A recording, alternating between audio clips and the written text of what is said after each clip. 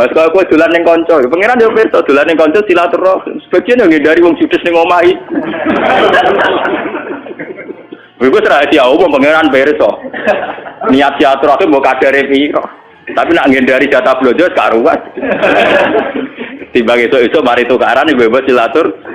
Mau nak bojo sore kan biasanya separatus setan hilang mulai. Mulai bojo wis sadar. Kok itu Pak kok gak ketok-ketok mlaku-mlaku. Jajan munculnya setengah pitu esuk keranyam.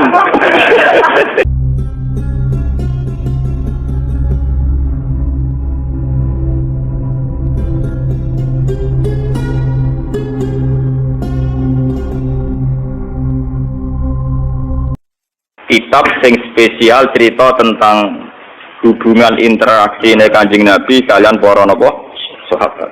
Jadi judul dasar ini Hayatus Sahabat. Kitab ini 3 jilid. Kula riyen beli pas tahun 2009 teng Mekah teng Martabah Anas bin Malik buat napa. Riyen regane 300 riyal napa gitu. Pokoknya ini 3 jilid dan saya berkali-kali mengkaji kitab ini. Mungkin suatu saat kitab ini bisa dimasalkan di fotokopi, tapi baru saya baca semua. Itu teksnya banyak yang salah. Ya mergo sing nyetak tetep mergawe. Jadi ulama itu niat ngaji, tapi sing nyetak tetep napa? Mergawe. Jadi kadang ketambahan lah, kadang keliru. Tapi itu bagus. Kalau mergawe adalah kitab nyebar ilmu. Ini kalau cerita ya. Begini pokoknya kisahnya itu ngaten ben sampean ngertos punya perbandingan. Khatib bin Abi Balta'a itu tidak orang Quraisy, ya tidak orang nopo Quraisy. Ini rungokno tenan. Ben sampean nak dadi pemimpin Islam cek iku kiai, cek ketua RT, cek ketua keluarga iku ora karepe. Khatib bin Abi Balta'a itu tidak orang Quraisy. Dia tidak bangsawan Quraisy, juga tidak bermarga nopo Quraisy. Dia Islam sama Rasulullah. Ikut hijrah ke Madinah.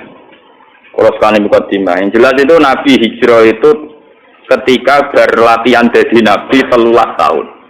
Latihan Nabi ini Mekah. Gak sukses mergo Mekah. Glodok. Kenapa? Glodok. Sehingga kabeh ulama sepakat umur nubuwah Nabi 40 tahun. Nggih, latihan dakwah tenggene Mekah niku 12 tahun. 12 luwih sithik. Sehingga orang bilang 13 tahun. Lah itu hijrah kemudian Madinah. Ringkasnya cerita soal hijrah ke Madinah. Sebetulnya hijrah ke Madinah itu hijrah yang ketiga karena dulu Nabi pernah latihan hijrah teng Taif genate teng Habasah gitu apa?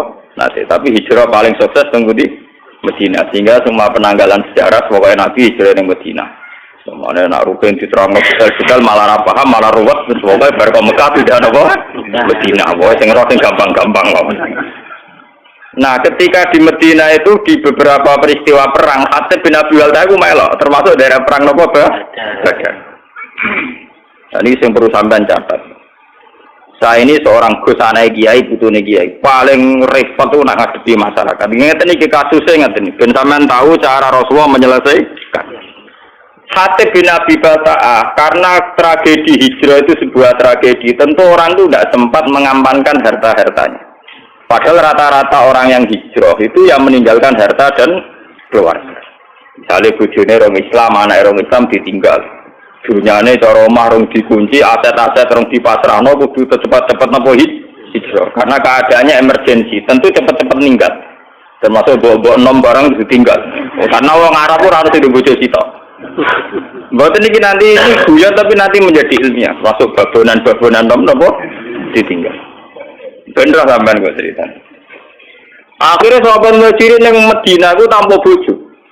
Makanya kata cerita sahabat Ansor bojone papa itu kowe karep di milih iku ya tak pegat ngono ida bar rabi kowe sehingga bojo pertama sahabat Muhajirin adalah bojo bekasnya sahabat napa Ansor.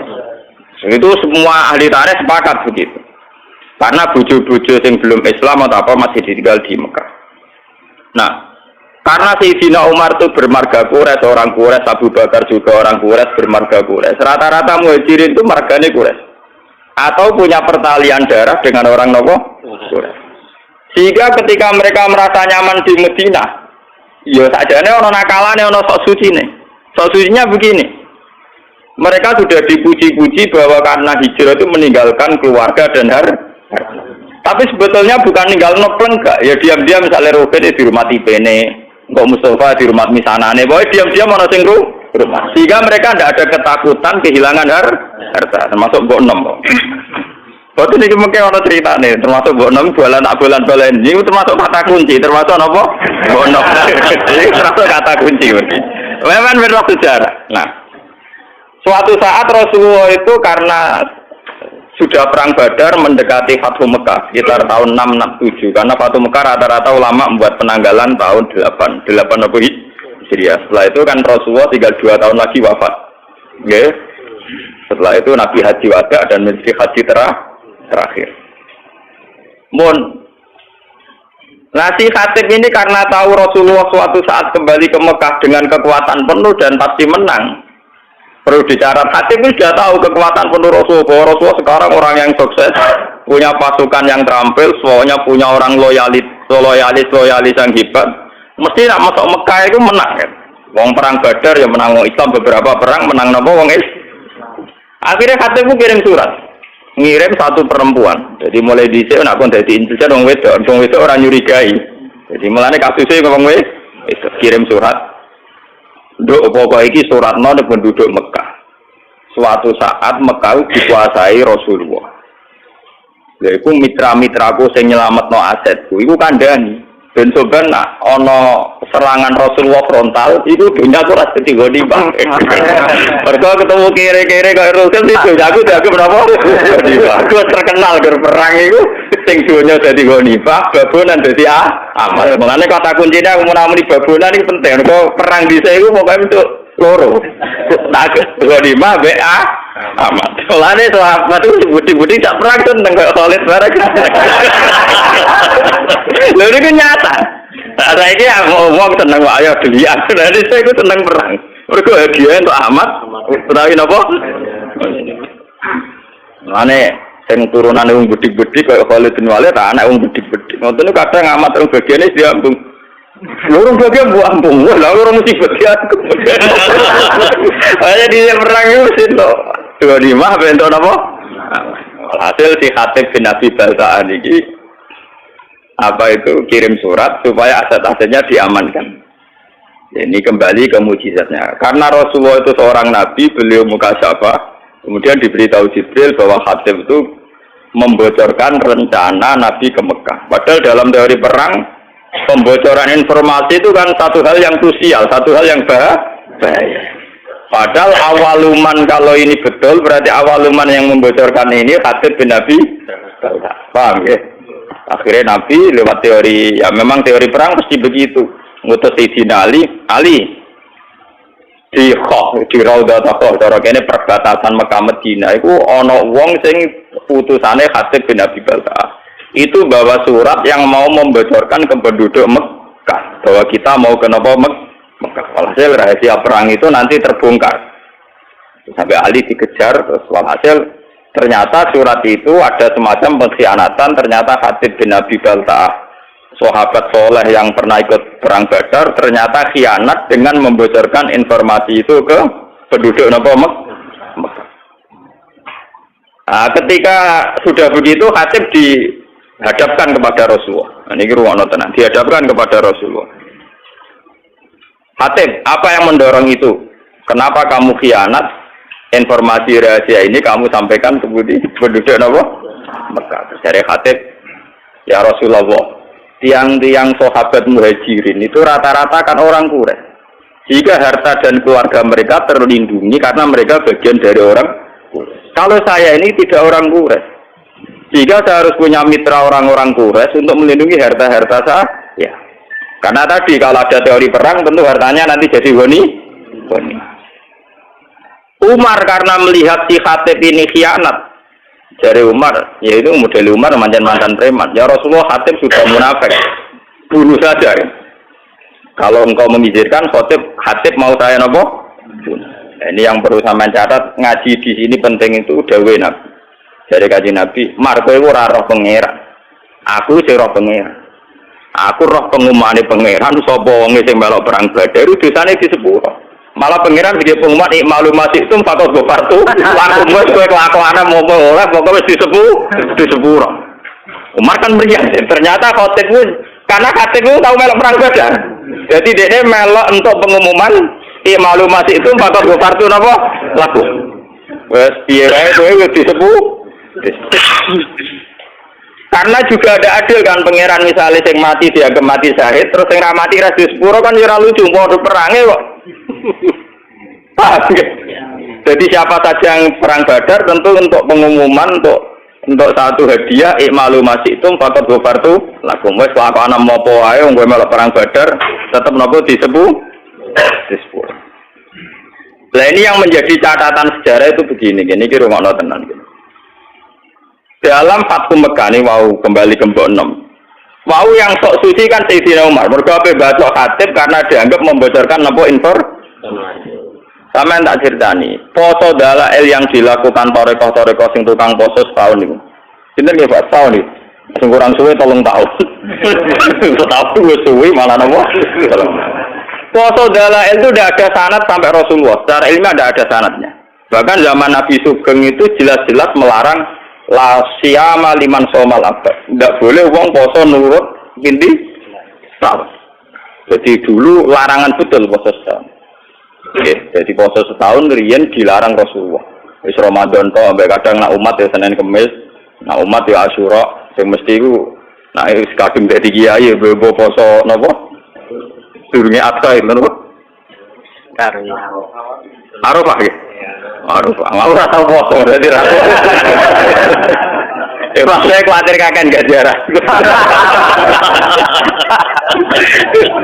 Kulo niku kulo niku ape cerita foto sunat itu tahu makojo kulo. Niki kisah nyata. Kulo niku dikonco jenis Sukron. Jadi ya latihan nyai pidato pas Idul Fitri. Manso Ramadan summa atba'u sitan min Syawal maka ana somat daro napa kula. Melepok pokoke fadile poso 6 dina tahu. Bareng hari kedua ketiga tamune cek poso nek ora poso. Tamune mung lugu-lugu wong awam. Ih, jebule jenengan bodho niku. Kula mau harus jenengan jebule jenengan gak poso. Ndekne ren kula kapok wong iso suci. Niku tuan kula wis kuwi jenengan kapok. Jebule banyak umat sing poso niteni. Posting do foto 6 dino do tuan dekne. Sukron rokokan tenang. Itu boleh jenengan bodoh niku. Kula men foto-foto ana jenengan boleh jenengan gak poso. Kira tuan kula kuwapok kok Gusti nggih tenanan kuwapok. Akhirnya saiki wis berpidato fadilah mulang ora. Jadi kula ki ngoten ning didi ngomong fadilah mulang. Misale kula wiridan kalah mbek Mustofa. Nyabari melarat kalah beruhin. Misalnya kalau cerita Fadilatus Sobri alal fakri, saya tetap kalah beruhin. Wong kalau tidak ada reputasi fakir teman-teman. Mulai kisahnya saya. Ini rumah tenan. Yang perlu dicatat, Umar ini balik teng foto dalail. Ketika Sulhul Hudaybiyah dan ada masalah besar perjanjian, ini masalah sarang, makanya saya ulang-ulang. Ketika Sulhul Hudaybiyah antara Rasulullah dan kafir Quraisy, itu ada perjanjian-perjanjian yang merugikan umat Islam. Ini saat itu kata orang-orang kafir, Mas kamu boleh tawaf, tapi tahun depan. Kamu nggak boleh mempengaruhi orang Mekah supaya masuk Islam. Kalau sampai ada yang masuk Islam harus kamu kembalikan menjadi kafir lagi. Tapi orang Islam yang menjadi kafir rasa balik nomad macam asal usulnya kafir. Kurang ajar maksudnya. Umar marah-marah ya Rasulullah, bagaimana mungkin perjanjian ini Anda terima sementara semuanya merugikan umat Islam. Ini perbatasan Hudaybiyah. Perbatasan apa? Hudaybiyah. Ini rumah tenan. Muatat Umar, yo sok suci muatat. Umpama Kanjeng Nabi perang mawon timbang timbang napa? Ino, dari Kanjeng Nabi. Ora marung, aku rene niat umroh, padahal niku Nabi niate napa? Umroh. Aku rene niat umroh ora niat perang. Karo dene ora nggo alat perang, Mas. Lah sing lucu, Kanjeng Nabi ya tahu disangsikan sampai belum pernah Sayyidina Umar bantah Kanjeng Nabi dan menyangsikan kenabiannya Kanjeng Nabi kecuali dalam peristiwa Hudaybiyah. Kanjeng Nabi yo duwe seni. Walhasil Kanjeng Nabi itu ketika mendekati Hudaybiyah itu Nabi kita senyum-senyum seneng.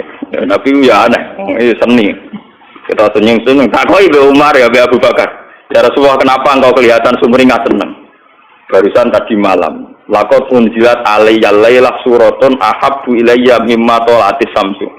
Aku bantuk surat yang informasinya itu sangat menyenangkan. Oh, itu luwih seneng timbang dunya sak isine. Nah, termasuk surat itu la tadkhulunal masjidal harama insyaallah aminina muhallikina ru'usakum wa muqassirin. Ini ku surat Fatah. Bahwa orang Islam dijamin masuk Masjidil Haram aminina dengan keadaan sentuh.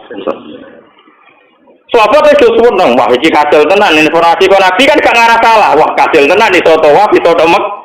Ternyata untuk usul Hudaybiyah ada problem. Ning rumah ana gitu Hudaybiyah ada apa?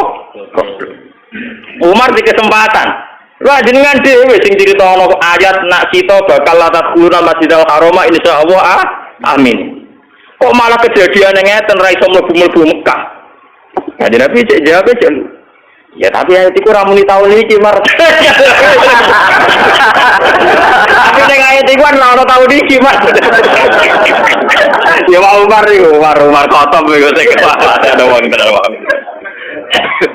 Wes, gak trimo deh, takut Abu Bakar. Abu Bakar jawab ngono.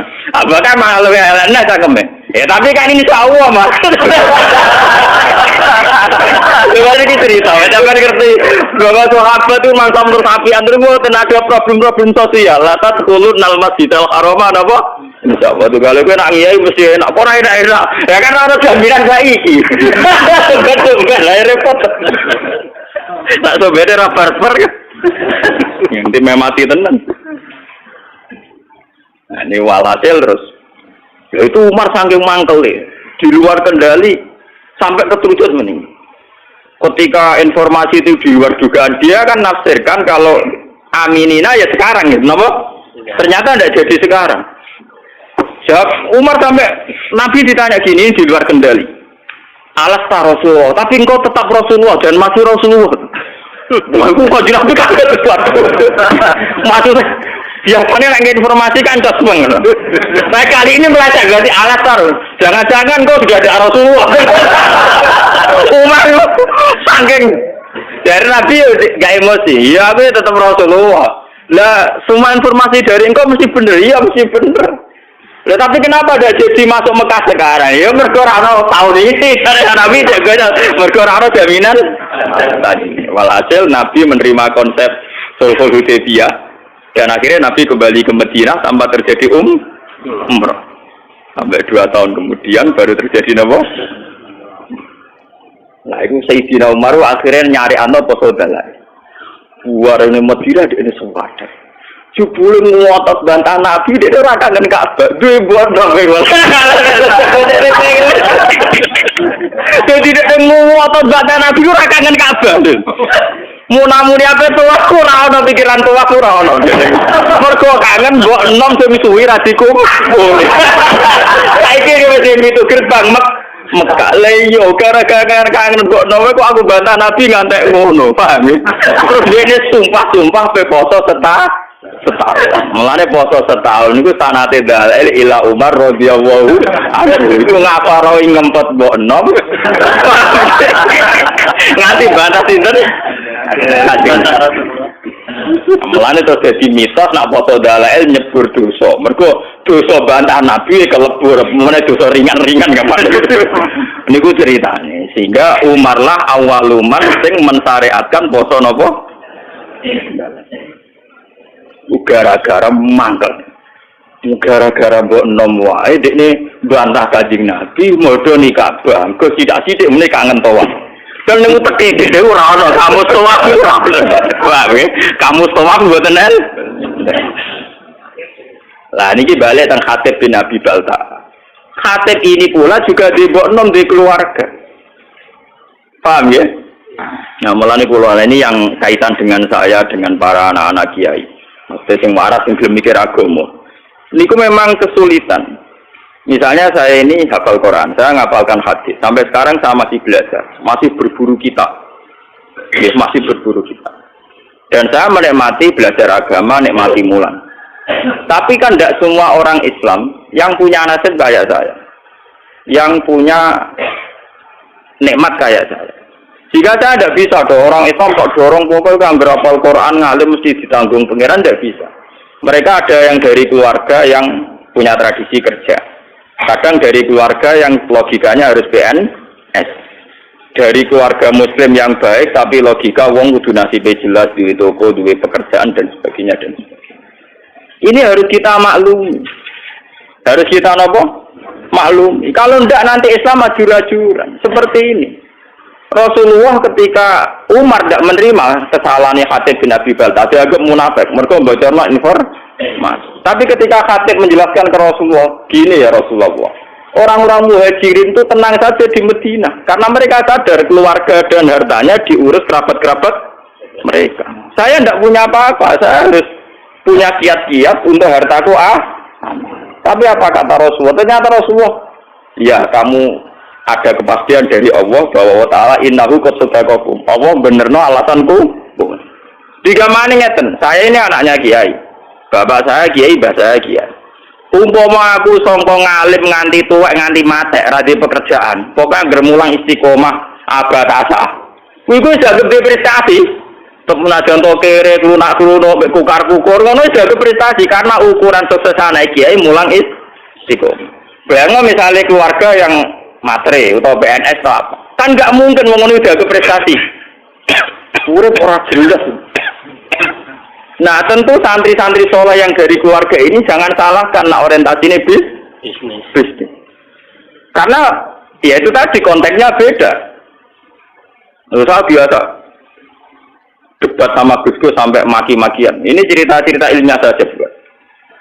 Langgil, jenengan sinau tenanan perkarane dihormati dijujung. Engko pondoke jelas mulang jelas. Nak rugen kan sinau tenanan ya ngerti ra de pondok. Engko kitab Pak foto-foto takokane bojone iku dadi dhuwit ta ora.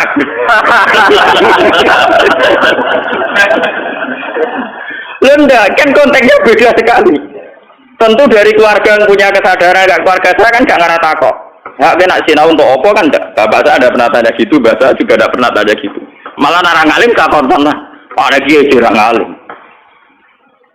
Nah ini kan ya kasusnya Khatib kayak gitu. Makanya ini ya, kenapa ini saya ajarkan di sini biar apapun kebaikan yang kita sarankan jangan digeneralisir, jangan disamaratakan. Kebaikan tetaplah kebaikan meskipun dengan varian yang berbeda. Wong saya di desa saya itu berkali-kali kalau saya diberi kesempatan idhahannya, saya 5 tahun itu pidato sekali, jarang sekali saya mau pidato. Biasanya 5 tahun sekali, 4 tahun sekali, wong-wong berkumpul dengan kulo, kepengen kulo pidato. Ini kulo pidato setengah jam. Kulo nak pidato kayak simpel mawon. Soal jenis anu saya dan senegani pengajian sing saya, buatan saya, sing turu saya, sing tengah-tengah saya. Wong Islam itu gampang. Itu tak ceritani wali sing turu nih. Soal dari nek Ihya ono cerita lucu. Ono wali nak rino ku poso, nak bengi niku tahajud. Wes salat sunat apa dilakoni, poso model wae napa? Dia karena merasa suci karena amalnya entek ngamek. Ndekne golek saingan wali. Ya Allah, apa ada wali yang setingkat saya? Ternyata berpikiran dituturo wali sampeyan turu. Itu ngilir bedak salat. Gak terima, itu saya wali itu tukang turu gak terima. Jadi ini cerita nyata nih. Ya Allah, gimana mungkin orang yang turu ngorang-ngorang mau tanginnya beda sholat fardu, derajatnya sami kalian kulo. Ya nara paham yo takok kok gampang to. Takok. Kere wali sing tukang turu takok. Kowe kok iso sederajat be aku perkarane. Yo ngaku ibadah rino poso bengi tahajud. Kok kowe ora turu sederajat ambek aku. Dari wali sing teratur. Lah iya kowe mbok rewangi ngono tujuanmu mesti cita. Ciri utama agama itu satu, yaitu takwa. Dan ciri utama takwa itu satu, ninggal maksiat. Dan tidur itu paling efektif ninggal maksiat. Kowe satu poso langgir ning pasar tetep bekar-beker kaya. Kowe poso langgir mlaku tetep ora wedok, ora rodo, ora prawan, ora macam-macam. Tetep bersih aku ning kamar, terus aku mau tahu kalau ngaris pokok. Bisa. Wes acak tanam golek wong wedok ambek aku tetep bersih aku. Wong aku ning kamar tuh ora. Kiye ciri utama takwa ninggal maksiat dan turu paling efektif. Sadar wali waduh, pinter tenan. Yo lho iki ilmu kalau siapa niru ya kena ora kena maksudnya cerita ilmu. Tapi itu memang nyata, tentu orang tidur lebih tidak berisiko maksiat. Nah, ya ini cerita, ciri utama takwa ninggal maksiat dan tidur paling efektif ninggal nopo maksiat. Meriang kok wali sing tukang ibadah. Iya, aku ya mau kamar aku tadi ngempet kira usah ngempet apa ning kamar. Paham ya? Ini satu perbandingan. Terus selama ini kita kan misalnya lagi senang pengajian. Wong ono pengajian kok ora tekono kaapian kok gak teko. Padahal dalam pengajian itu kita pasti bilang, ngrumat anak itu ibadah, ngrumat ibu itu ibadah. Lah sing anak di pengajian malah saiki nglakoni saranem iku ngrumat anake mboke ning omah. Paham? Mulane kiai-kiai sing balik kula kandhani. Kita ini ndak fair. Karena kita senang pengajian, kita jadi mubalik terus bilang ono pengajian barang apik kok ora teko. Padahal dalam pengajian itu kita tetap ngomong ngurmat ibu iku apik, ngurmat anak iku apik. Lah ngomong sing ra teko malah wis nglakoni iku. Ojo saiki ning omah ngurmat anak. Lho ini saya kiai, lho saya ngomong gitu biasa di depan umum. Bagaimana mungkin wong sing wis ngaplikasekno ilmu malah mbok kritik. Paham ya? Mulane kula nak tenaran nggih biasa cerita, sakniki senteng sawah mboten ngani pengajian kula nggih saya wong sawah golek nafkah. Niku nggih sarane kiai, sarane Islam. Tidak niki teng omah ngemat anake nggih saya iku sarane kiai, sarane Islam. Mungkin punya resiko secara nafsu yang datang nggak banyak, tapi kita harus gentleman bahwa itu ya kebaikan. Memang butuh kiai nekat kayak saya yang nggak butuh populer. Tapi harus ada ulama yang nekat kayak saya supaya kebenaran itu terjaga. Makanya di Ihya itu ada kitab Fadilatul Kasbi, ada bab Fadilatul Kasbi. Itu dan saya berani ngomong gini di desa saya pun saya berani. Suatu saat Rasulullah itu ngaji dengan para sahabat. Itu Rasulullah, bukan terima kiai, bukan terima balik. Rasulullah, sing duwe Islam. Ora terima balik, ora terima kiai. Ya, nabi ngaji. Nah, mesti anggar kiai ada santri sing kota-kota, Mustafa. Wah, santri sing kota-kota ini kan mesti ekstrim. Ana canom awake kekar, gua pacul, tenang ya, nek wong ngaji diliwati tenang. Apa ini kebon kurma? Tenang. Ya liwat ngarepe Rasulullah tenang. Lah si pemuda-pemuda tadi sing melok ngaji kan. Ya Rasulullah, canommu sik kurang ajar. Wis enom kuat awake jejak gak gelem cek rugine wong iku ana Rasulullah ngaji kok gak melok. Jadi apa jawaban Nabi? Kamu jangan bilang demikian. Dia itu kerja untuk nafkahi anak istrinya. Dan itu ya ajaran saya. Malah dia itu nglakoni ajaran. Itu Nabi, malah saya tak yakin Nabi Muhammad Nabi tenan. Enggak mubalek. Jadi dia enggak mubalek, enggak kiai, enggak ada nafsunya sama sekali. Paham ya? Memang butuh hati gede loh, ngomong ngeten butuh hati gede. Karena kita tetap ngaji, manjen goblok ya ben ngaji kok. Nah, tapi ini cerita, kita ini tidak usah membakukan satu kebenaran, satu dua. Mungkin Nabi Gus kudu ngalim takdir. Apa sing rapati Gus, rapati ngalim, tapi amen pidato sing maslahat gawe masjid, urusan bangunan. Lan aku yo kon melok-melok lek malah ora aku malah repot. Lah padha sing Gus ngaji malah melingkar kabeh maknane malah. Ini kan urusan pembagian apa tuh? Tugas. Makanya Sayyidina Umar disalahkan oleh Rasulullah. Kamu jangan begitu. Ternyata Khatib bin Abi Balta'ah punya pertimbangan tertentu. Umar sing sok suci tadi ternyata pertimbangannya bodoh. Terus dia muangkel abe awake dhewe terus foto napa dalah go ngaparoi bantah Nabi demi mbok. Semenjak niku terus dalail jadi syariat. Mulane sanad dalail sebenarnya terputus sampai Umar. Yang persisnya dalail proses setahun terputus sampai sinten Sayyidina Umar. Bahwa kemudian ada hadis umum tentang Umar. Gini kok alaikum bisunnati wa sunnatil khulafair rasyidin al-mahdiyyin abdu alaiha bin nawajib. Jadi sebenarnya kalau persisnya proses setahun itu hanya sampai Umar, paham ya? Karena Rasulullah melarang poso nopo? Tahu. Tapi karena Umar punya pikiran tertentu untuk mengkafaroi dosanya, itu sah adanya. Ya tentu menghindari yang haram-haram kayak ayam mutasyrik terus. Napa? Idul Fitri tanggal 1, ya itu kan itu pakem ya kayak gitu terus. Sebagian ulama nambahi ayam musak kayak tanggal pinten antara 30 dan apa? Tapi itu sebagian ulama. Sebagian liane tenang mawon. Mergo terus kabuk. Jadi orang ulama yang mengharamkan puasa yaum musak berarti tanggal pinten 30 atau 29. Sebenarnya yang potensi jadi tanggal 1 Ramadan. Lah ulama sing mengharamno aku setuju. Setuju kula iku ben malaikat itu jelas. Saake malaikat menyang agak diharamno. Saake malaikat begini, kita ini kan misalnya tahu falak ya. Sekali 1 Ramadan itu kan harus puasa atas nama Ramadan. Kalau orang yang biasa adalah tidak pernah jeda. Dan itu terjadi sak. Misalnya orang khilaf Ramadan itu apa Senin apa Ahad. Orang masih apa? Khilaf. Tentu aturan fikih kan itmam. Itmam misalnya nunggu selesainya 30 sak. Ya 30 hari ya. Nunggu 30 hari. Ketika itmam selesai kan dia mau tidak mau harus bagian dari Ramadan. Tapi itmam kan juga ada masalah. Sekarang fikih-fikih modern itmam itu ada masalah. Masalahnya gini Pak. Misalnya saya meyakini Sa'ban itu sudah itmam 30 hari. Itu masalahnya kan penanggalan 1 Sa'bannya saya misalnya Ahad. Coba bagi orang yang awal nanggali Sa'ban itu Senin. Itmamnya kan yang mundur gitu. Paham ya? Makanya di fikih-fikih modern sekarang istilah Ramadan ditoleransi sampai 4. Itmam itu tidak menyelesaikan masalah karena kalau ngitungnya dari Sa'ban sudah beda. Paham ya? Selama ini kalau kiai pidato kan hanya cerita, oh nak bingung yo gampang, pokoknya Pak Milu data Sa'ban salah dina yoman. Loh tapi salah dina yoman yang awal Sa'ban itu besok. Paham ya? Loh enggak loh. Paham masa Bu ya?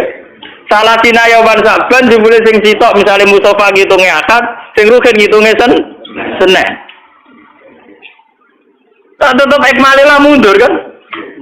Nah, orang yang biasa gak poso kayak aku gak bingung no malaikat.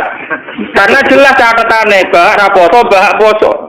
Karena sing biasa poso dalail malaikat iki dicatat bagian dalail apa Ramadan kan. Paham gitu. Jadi kadang wong ibadah ora diperhitungan sake malaikat. Mergo niki bingung no. Mulane rata-rata ulama, jumhurul ulama mengharamkan yaumus sakifat. Aku cocok. Mau ana foto sekarang itu cocok. Mergo ya mergo ora usah foto niku maksudnya. Foto ora usah apa? Foto. Loh karena memang membingungkan. Nah, sebagian ulama mengatakan ini cerita ilmiah ini masih cerita sahabat, termasuk zaman sahabat kados Ibnu Abbas, kados sahabat-sahabat sing hati-hati. Ya sahabat riyen wonten sing alim bedik, kados kula niki kathah. Alim tapi diperhitungan, woi seneng sing haram-haram poso seneng. Mergo wis ora poso untuk ganjaran. Mergo ciri utama haram nak ninggal kan ibadah. Jadi sing poso iso ngenyek ge kuat. Goblok kowe poso. Poso ya musaku haram nglakoni. Kowe wis poso untuk dosa. Wis poso untuk dosa. Aku wis ora poso untuk ganjaran mau ninggal barang haram.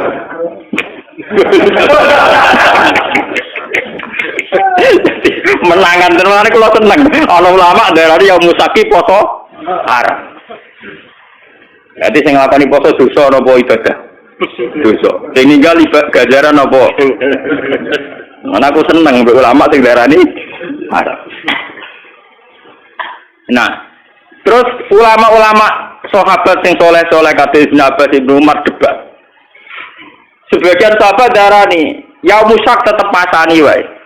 Piye wae yaum musak itu potensi bagian dari Ramadan. Sebagian sahabat cara berpikir lebih baik saya puasa tidak bagian Ramadan, saya berikan ke Ramadan. Daripada faktanya yaum musak sebetulnya telah Ramadan dan saya tidak puasa. Paham ya? Bolak-balik sing dalane keliru meneh. Kenapa yang keliru meneh? Kalau yang biasa gak puasa kaya aku terus puasa, pangeran pirsa. Bah mesti wedi ra nglakoni Roma. Tapi nek sing biasa dalail, rutinitas apa ora? Kan mergo mlebu ning potensinya salah lagi. Mulane ana ulama sing nyiasati dalailu kon nilangno, kon ninggalno sedurunge rong dina ya mus. Mergo ngoten niku resiko napa? Resiko antara rutinitas dengan meyakini bagian dari napa? Nah bola-balik dua pendapat ekstrim di fikih biasanya yang ketiga terus nakalan. Kok bisa tapi asline nakalan kok untuk pendapat loro. Paham ya agak tunggal itu tengah-tengah mergo ora melok debat. Nah, terus ana ulama yang ketiga cerita khusus bagi mereka sing duwe adat poso. Cek dalail cek Senin Kemis ketika hari rutinnya puasa jatuh pas barengan Yaumus Syak maka tidak jadi haram. Tapi sebenarnya masalah itu tidak selesai. Kalau tidak jadi haram itu mewakili Ramadan, itu mewakili tetap nggak ada malaikat TR, tetap nggak ada malaikat apa? TR. Paham ya? Kalau itu dulu zaman sahabat itu sudah diperdebat. Bon kalau balin malaikat yang cerita kitab. Jadi Khatib bin Abi Balta itu punya masalah sosial yang beda dengan para kebanyakan sahabat. Jika harus dimaklumi. Sama seperti saya sekarang roh rasanya jadi kiai itu ngoten. Kalau kita tidak punya pondok salaf yang spesialis ngalim wong tahqiq, ya ora ana wong ngalim tahqiq. Soale pondok nak kurikulum, golek wong ngalim tahqiq kange. Tapi ketika kowe anti ijazah, yo repot. Tidak semua santri kepen ngalim tahqiq karena dari keluarga yang tanya ijazah. Dan sebagian santri yo ora kepen ngalim tahqiq. Wong anti ijazah, wong pondok salaf lah tetep ngalim tahqiq. Lah jenis ngene ra angel rumah tarik. Misalnya kalau rugen yo ora alim takil yo ora ijazah. Wong kok Banyuwangi terus go bojo ya. Ya ora reputasinya sudah gitu. Dan itu wis dilemong tuane pira-pira wong gak golekno ya sudah. Ya sudah kebaikannya dia, suksesnya dia ukurannya bermodal untuk bojo. Ya sudah gitu. Kita ada bisa maksa orang kebanyakan. Kok pondok ikut iso maca Bukhari Muslim. Ya kadang kita hanya misalkan pokoke salate madhep ngulon, kita enak salam yang ngalor sik ya sudah. Terus pakai ukuran-ukuran gitu. Paham ini penting kula aturaken. Ternyata Rasulullah piyambak cara pandang begitu. Khatib bin Abi Balta dimaklumi karena setiap orang pasti punya kodrat, punya insting, punya fitrah untuk melindungi harta dan keluarga. Paham ya? Sehingga ketika Khatib bin Abi Balta bahkan dianggap mengkhianati Rasulullah dimaklumi oleh sinten Rasul. Umar yang sok suci begitu dalam konteks Khatib, ternyata beliau juga punya kesalahan dalam sulhul Hudaybiyah. Ternyata adik neraka akan Ka'bah kangen mbok. Wan yo repot. Pas aku dolan ning kanca, ya pangeran yo besok dolan ning kanca silaturahim. Sebagian yang dari wong judes ning omahe. Iku rahasia umum pangeran beres kok. Niat silaturahim mbok kadare piro. Tapi nak ngendari jatah blojo karuan. Timbang esuk mari tukaran bebas silatur. Mau nak bojo sore kan benes baratus setan ilang mulai bojo wis sadar. Kok itu Pak kok gak ketok-ketok ngaku. Jajal muncul setengah pitu itu keranyam. Banyak kebaikan sing subhat ini pirang-pirang. Kebaikan sing napa? Subhat. Sawangane kangen Ka'bah. Jebule pusir ngono wae. Jadi ini terbelit masalah korupsi. Kurung-kurung nak ning multazam donga mustajab. Nak menawa bebas kok korupsi, moro Ka'bah. Jadi Ka'bah delok-elok. Nak menawa iso nyapati terus bebas engko napa? Terjerat napa? Ini Ka'bah rek kuwatir ngadepi ngono. Ya itu kan sudah gitu itu ya kayak kasus Sayyidina Umar kok tadi. Umar wong saleh tenan dikafari poso setahun apa ngomong gelem. Paham ya, jadi ini ben sampean ngertos. Kenapa saya milih kitab Hayatus Sahabah ya? Kalau kitab-kitab tasawuf kayak Hikam, kayak Ihya itu dikarang orang-orang yang sudah dekat Allah tapi tidak mengalami kasus sosial yang nyata. Beda dengan Rasulullah, beliau seorang sufi, seorang ahli ilmu hakikat, tapi ngadepi konteks sosial yang berbeda. Dan beliau harus dihadapi. Itu kan ngeri betul. Beliau atas nama pemimpin besar dan atas nama profesional urusan militer, informasi memang nggak boleh bocor. Sehingga beliau serius sekali ngutus sahabat untuk menangkap utusannya Khatib bin Abi Baltaah. Dan itu kalau dalam teori militer bisa dibunuh Khatib itu, karena membocorkan informasi. Itu secara teori militer. Tapi Rasulullah kan tidak hanya militer, tahu teori militer. Beliau juga seorang nabi yang pemaaf. Jika atas nama nabinya beliau harus memaafkan. Jadi beliau sudah melakukan dua hal. Atas nama teori militer harus mengamankan informasi, tidak boleh bocor. Sehingga Rasulullah ngutus sinten Ali untuk mengamankan surat yang rahasia. Tapi atas nama nabi beliau harus memaafkan. Bagaimanapun kesalahan itu tidak kesalahan fatal. Itu kan tidak gampang. Itu kali sama jadi kiai. Di satu sisi pelaturan pondok harus ditegakkan. Bocah nyolong kudu diboyong misalnya. Bocah pacaran sing nemen kudu diboyong. Nah, tapi misalnya kita koi pangeran, Pak Yai. Tak dadani kiai bendadani wong ora wong ambil bendadani malah mbok boyong ora sido bendadani wong mbok boyong. Memang itu menjadi perdebatan para kiai. Sampai sekarang semua kiai soleh sing saya temui itu punya nurani mesti paradigmnya di situ. Lah ya Gus pondok ora ono pelaturan ora mungkin. Tapi ketika pelaturan dieksekusi secara ekstrim, itu ya ora khase ya. Saya ini kecil saya mondok di pondok besar itu saya pernah ketua pengurus. Itu paling pernah suatu saat misalnya ada anak itu maling diboyong. Ketika diboyong ketemu ibunya, kebetulan bapaknya itu di sawah. Wah Gus betul teng pondok maling, mungkin anak kula dibuat kalian bapak. Wong kula pondok, kula mun ngertos anak kula tukang nyolong, dadi kula pondok ben mari. Dan ajinan boyong terus nyolong terus mau. Dan itu ngomongnya seorang ibu yang tulus. Kula tuh ngertos Gus, nak penyakit anak kula niku nyolongan. Mulane kula pondok ana ben mari. Piye ora cukup. Kan enggak mungkin pondok tanpa peraturan. Pelaturan tidak apa-apa, terus kan tidak mungkin. Tapi ketika terlalu ekstrim menerapkan itu, terus kemudian kapan kita terbiak? Kapan kita memperbaiki manusia? Nah pada kurikulum saya nanti bayar kelar. Sekolah kurikulum kan aturannya lebih jelas. Ini kriminal atau ora, nah kriminal dilapor polisi biasa mode. Ya sudah begitu. Lah Rasulullah itu yang alami kayak begitu. Termasuk ini cerita seterusnya ini yang enggak masuk di fotokopi tapi kalau terangkan. Suatu saat ada orang pencuri. Ini kalau terusakan sing di halaman 173 guys. Yang enggak ada di jaringan tapi tulis saja 173 Hayatus Sahabat juz 2 nih. Suatu ketika itu ada orang mencuri. Ini ruang tenan. Ketika mencuri dilaporkan ke Rasulullah karena sudah memenuhi syarat dipotong tangannya karena melebihi 1/4 dinar. Itu sama Rasulullah itu ketika diputuskan bahwa ini mencuri betul, saksinya juga betul-betul meyakinkan kalau mencuri betul. Rasulullah sebagai imam memutuskan tegakkan hak. Dia tegakkan apa? Hak. Tapi ketika eksekutor, cara saniki al-bujune mau memotong tangan, Rasulullah itu berpaling fakaan nafi wajhi asafun. Nabi itu susah sekali, susah terus buang muka terus.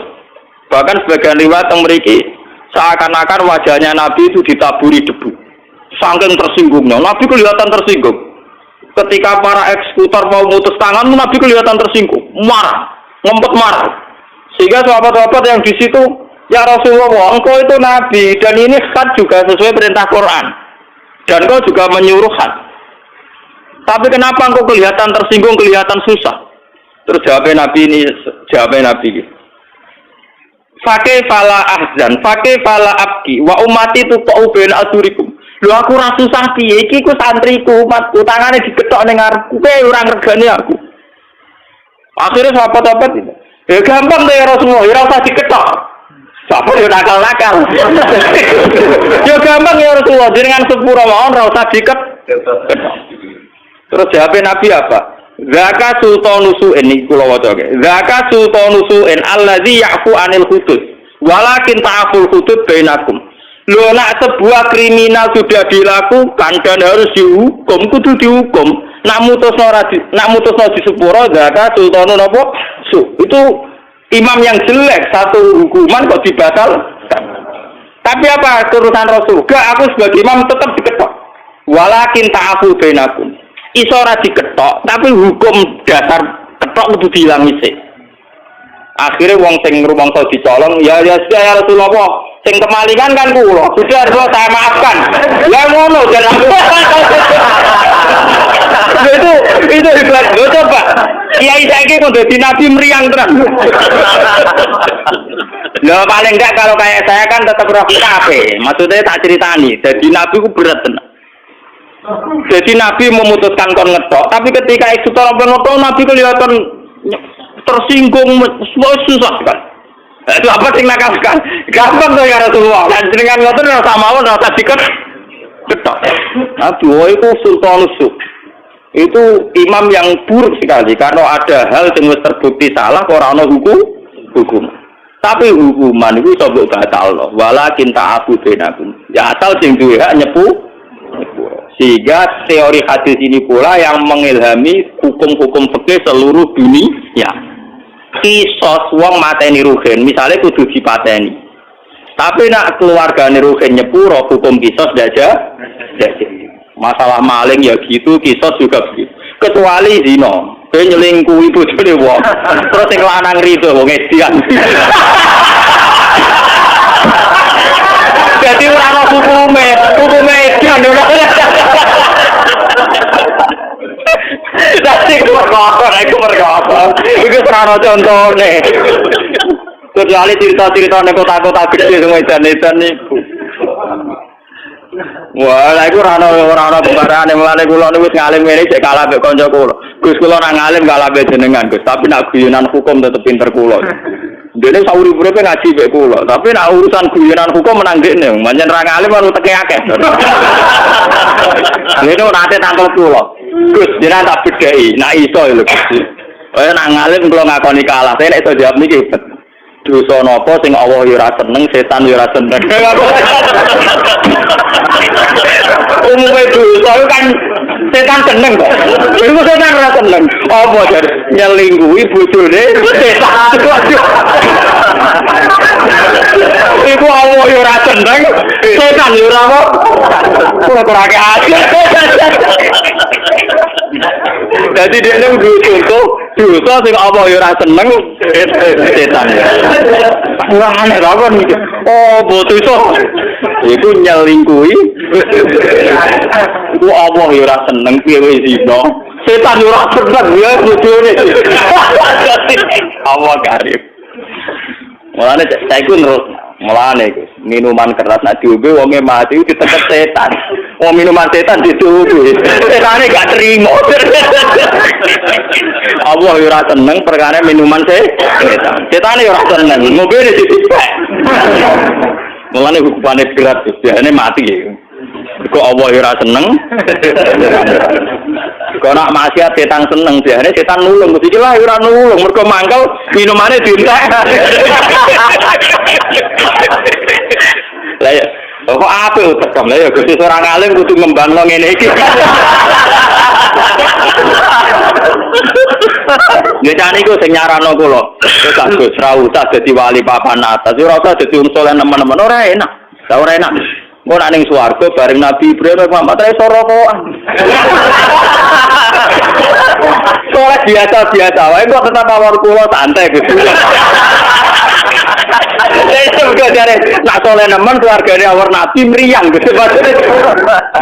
Wah sungkat aku gila-gila terus kan gak enak. Jadi keluargane biasa wae kok nak kangen nabi sowan. Lah itu carane yo soleh yo nemen-nemen gitu. Ngajar kira. Jadi udah ini wijine rasional urusan ngono. Omong kita pe blogger tapi nak urusan ngono den. Ya, semoga-moga rezeki utak ngono iku. Bang, terus ini memang kenapa ini saya dari rumah. tak niati bahwa kitab ini difotokopi. Memang kita sebagai tokoh agama repot ngadepi fakta-fakta sosial sing macam. Tapi apapun itu sikapilah meneladani Rasulullah Shallallahu Alaihi Wasallam dengan mengkaji kitab-kitab kayak ini. Sampai Anda harus gimana sudah ini kitab dikarang oleh ulama hadis sahabat itu terkenal. Saya di Mekah umrah itu 8 hari, tiap malam itu ngaji Hayatus Sahabat. Cari saya yang sedang ngajar Hayatus Sahabat. Jadi saya umrah 9 hari itu, kalau malam belajar Bukhari dengan Hayatus Sahabat. Ya saya emang niatnya sinau. Kalau wiridan ya kuat, jadi yang berkonco-konco, nggak umrah lagi, kak bisa naik cukup. Sinau aja. Karena pikiran saya sederhana, saya ini ulama, orang takkan umrah bolak-balik. Wah ulama ya benar kitab Iqra Bismillahirrahmanirrahim. Ora ono niku Quran dimulai tuh bil bedi ora ono. Pertama yang kon maca. Nabi Adam pertama digawe wa alama adamal asma. Berarti semuanya itu dimulai dari unsur ilmiah. Ora ono cerita liyane ilmiah. Lagi ulama, jadi sebenarnya sinau. Lala kesampean.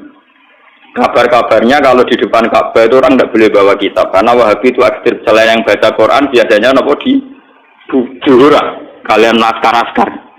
Nah, kalau ya goblok. Kalau kitab kayak Bukhari itu kan standar dunia. Orang Wahabi juga jadi kalau saya jam 2 itu belajar Bukhari sampai subuh. Ya gitu kan sepi. Ya karena belajar wong alim itu wadah kan gak boleh rujuk, gak boleh makno. Terus belajar Mustafa ya boleh kamus. Mujid gak kena kamus terjemahan. Ya repot. Malah kabeh sing bingung piye riwayat. Jadi kalau malam itu belajar jam 2 sampai subuh. Biasanya santri-santri sarang yang di sana ikut ngaji. Meskipun sudah mondok di Mekah ya, Gus kalau ngaji lagi sama jenengan, memang dulu muridnya saya ketika di sarangnya ngaji lagi Bukhari. Sehingga saya pas di Multazam itu hanya berdoa, ya Allah, saya ingin mewarisi Rasul Engkau yang Engkau titahkan. Rabbana wab'ats fihim rasulam minhum yatlu 'alaihim ayatika wa yu'allimuhumul kitab wal hikmata wa yuzakkihim. Bahwa Rasul Muhammad itu disifati Quran itu hanya tentang ngajarnya. Seorang Rasul itu apa? Rasul adalah orang yang mengajarkan kitab Quran. Wa yuzakkihim wa yu'allimuhumul kitab wal hikmata wa yuzakkihim. Jika seorang ulama kalau warasatul anbiya, ciri utamanya itu hanya ngajar. Bahwa kemudian wajib haji, nak ditakdir wajib. Ini gue. Ya kayak kula mari kadang wah ya repot. Kalau itu cara melarat malah enak mikir haji. Kadang ditakdir mampu napa? Nak rugen kalau takut, wah kula ora kepikiran blas ora wajib. Oh, sekali pikir gowo. Tapi memang ya, kalau ulama itu watak dasar yang wajib gak bisa dihindari itu mulang. Karena ketika Nabi Ibrahim itu ingin punya anak cucu yang jadi Rasul, itu berdoanya Rabbana wab'ats fihim rasulam minhum yatlu 'alaihim ayatik. Harus ada alaihim. Setelah dia alim Quran harus dibacakan ke orang banyak. Kayak saya ini dibacakan ke orang banyak. Yatlu 'alaihim. Jika hubungannya ulama dengan umat usahakan hanya hubungan ngajar. Dan itu saya praktekkan, saya di Bojonegoro habis ngajar ya pulang, di sini habis ngajar pulang. Jarang saya nikmat tamu. Sekali ulama di luar mulang hubungan dengan masyarakat, setengah dukun. Kemarin jodoh ngano jembar rezeki ini, sing buka toko ya ben penglaris, paham ya, sing dudo-dudo ya benang payura. Itu udah harus ulama sekali bersaya sing nangani ngono-ngono iku, Pak. Selain aku ya ora duwe donga-donga sing iki buka toko, iki buka pom. Iki ora duwe ngono. Wah, nek sing kiye-kiye ngoten wae ono wae dongane. Buka toko ben laris. Istiwa si bos wae akad legi apa kok. Soe wae ono cara-carane opo piye. Mungkin sih ra toko kok carane.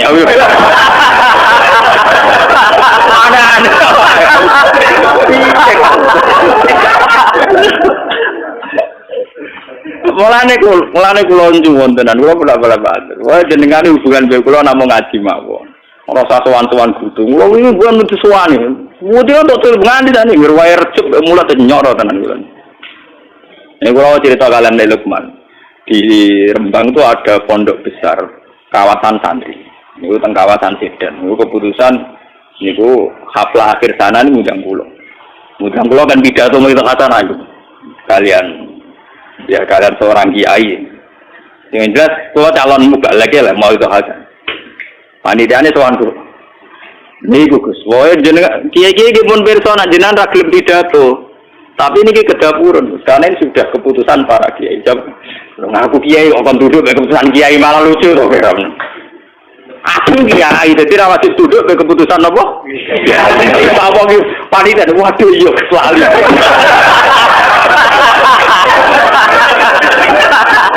Itu lagi tenangan ya berguyon. Aku itu kiai, coba intimidasi keputusannya apa? Kiai. Jika ada ning para kiai sing mutusno, dari Gus Pak sendiri juga napa? Akhirnya kapan-kapan ketemu be ketua kiai. Wah, aja teh cangkem.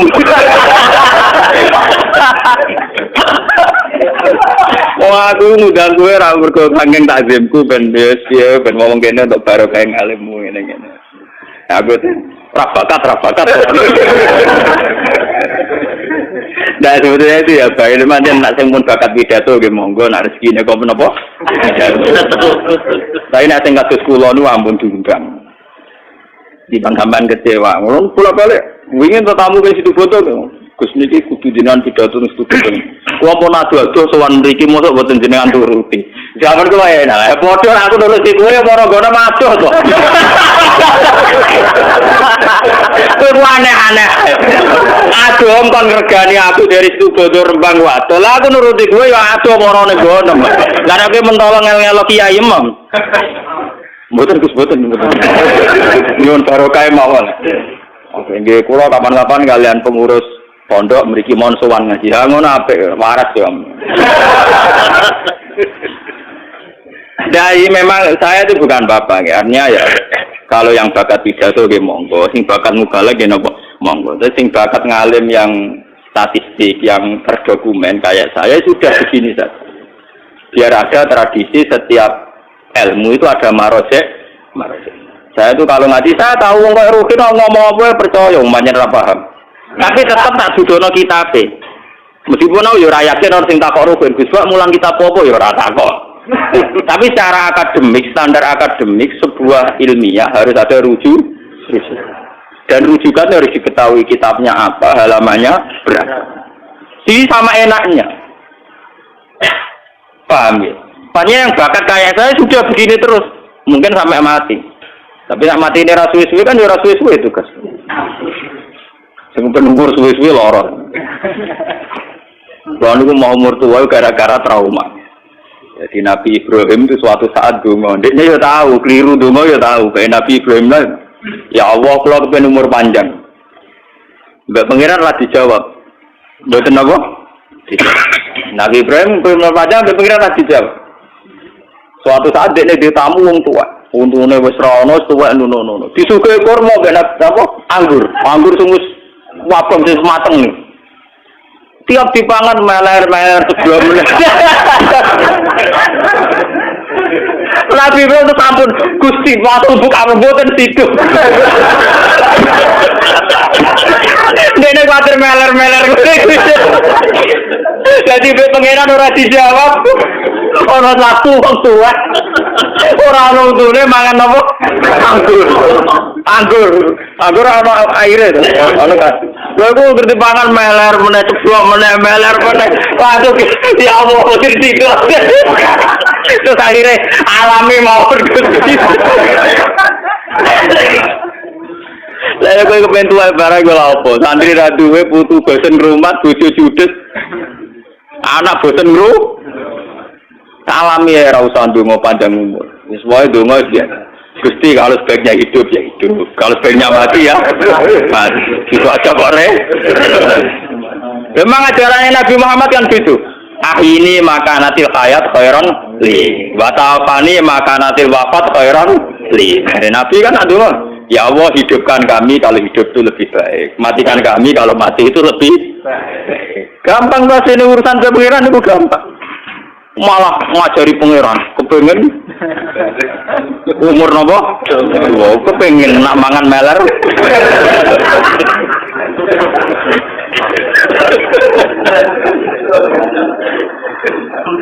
bah Paham gitu. Terus ini tengah-tengah gitu. Makanya sebetulnya kayak ekstremis-ekstremis yang memaksa hukum Islam diterapkan secara ekstrim, itu sanadnya juga ada mutasil amat, karena memang hukum itu harus diterapkan. Ketika ada kasus, hukumnya harus diterapkan. Tapi sebetulnya sebelum hukum ini diterapkan, itu ada solusi pengcancel, pembatal hukum, yaitu pihak keluarga atau korban tetap punya hak memaafkan, dan itu menjadi alasan hukum jadi gugur. Paham? Dan itu seluruh umat Islam, ulama seluruh dunia sepakat. Misalnya kisos itu bisa hukum dipancung karena membunuh orang, itu bisa gugur kalau sebagian warisnya terbunuh memaafkan. Begitu juga maling. Makanya akhirnya terus Nabi warung Nabi duka, ya sudah Rasul, jangan dipotong kok gampang. Orang iso, seorang imam harus mengeksekusi keputusan. Nah, tapi jenengan kita ngoten, kita sumpah, kita apa? Nabi cerita, walakin ta'afu bainakum, terus mencari korban. Ya Rasulullah, dimaknyi gua kalau bebas no, sakit. Ya sudah selesai. Jadi sebenarnya selalu ada solusi seperti kisos. Makanya walakum fil kisosi haya. Tapi ya ada aturan seterusnya. Paman ufiya lahu min akhi syai'un fatiba'um bil ma'rufi wa ada'un ilaihi bi. Terusannya ayat kan indah sekali. Dzalika takhfifum mir rabbikum. Aturan ini menjadi ringan karena menjadi fleksibel. Menjadi apa? Fleksibel. Aturan tegas pembunuh harus dibunuh diharapkan meminimalkan orang-orang supaya tidak mudah membunuh. Karena kalau membunuh pasti secara hukum dibunuh. Tapi meskipun secara hukum orang membunuh harus dibunuh, ada satu pengecualian, kecuali pihak waris maktul, waris yang terbunuh memaaf. Lewat ngaji ini supaya sampean ngerti sebetulnya Rasulullah piyambak zaman Sugeng itu diantara ketatnya hukum masih ada solusi. Assalamualaikum warahmatullahi wabarakatuh.